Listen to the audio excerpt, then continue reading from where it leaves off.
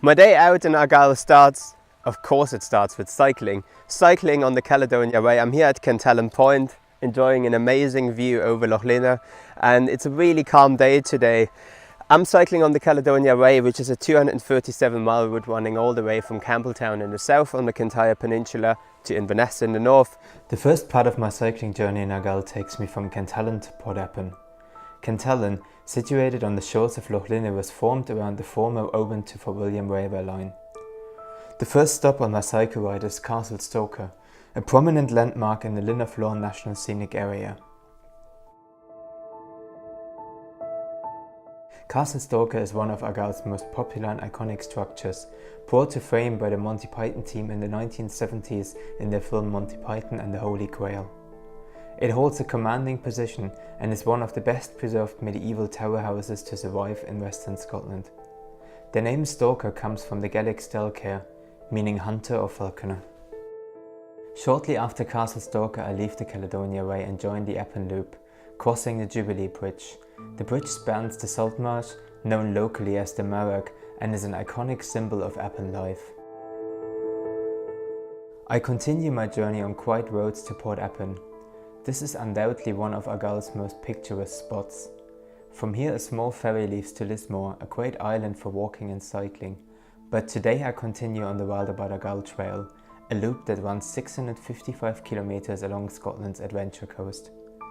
This is my own creation and I would love to continue my journey on 2 wheels, but after a short climb to a dense forest I changed 2 wheels for 4. I am on my way to the islands that once roofed the world, the Slate Islands. But first I have to cross the Cleghan Bridge, also known as the Bridge over the Atlantic. There are no cars on Eastdale, so I take a small ferry over to the island. Extensive slate quarrying has left its mark on the landscape of the islands, and Eastdale is the smallest of them. It is hard to imagine that more than 500 people worked here at the heyday of the slate mining industry, which started in the early 17th century and continued for almost 300 years. Eastdale slate was used to roof Castle Stoker and the Glasgow Cathedral. A massive storm in 1881 flooded many of the quarry pits which are still visible today, hastening the demise of the industry. In the 1960s only 4 people were left to live on the island. But today once active quarries provide a safe haven for a wide variety of flora and bird life. This is the perfect place for a walk, with much to discover while I leave the harbour and walk westbound. I am by myself here to enjoy the fresh Atlantic air, with not a single Mitch in sight. Although the highest point of the island is a mere 38 meters, the views from here are terrific. It's rather busy here today because today the World Stone Skimming Championships happen here. Chris Poole!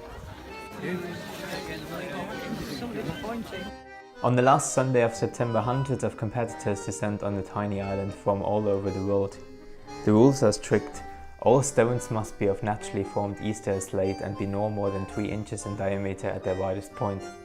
Each competitor will have 3 skims per session. The stone must bounce on the surface of the water no less than 2 times before being considered a valid skim. The length of the skim will be judged to the point where the stone sinks into the water. And as you would imagine with a World Championship, the longest skim in each category will be deemed the winner.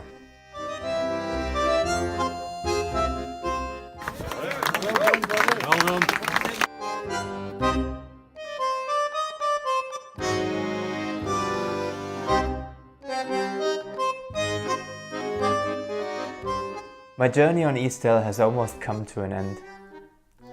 I wander past the whitewashed buildings and the safety boat in the harbour, which is up for grabs for free for anyone who needs it at the moment.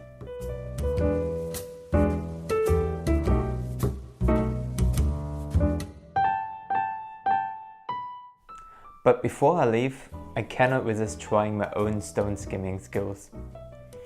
But something tells me it will be a few years until I'm back to take part in the World Championships.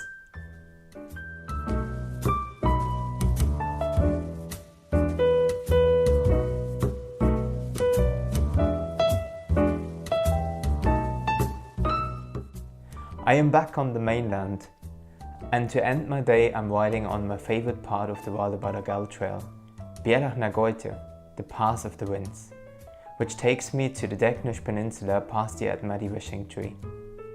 And although my day in Argyll comes to an end very soon, I am pretty sure I will be back.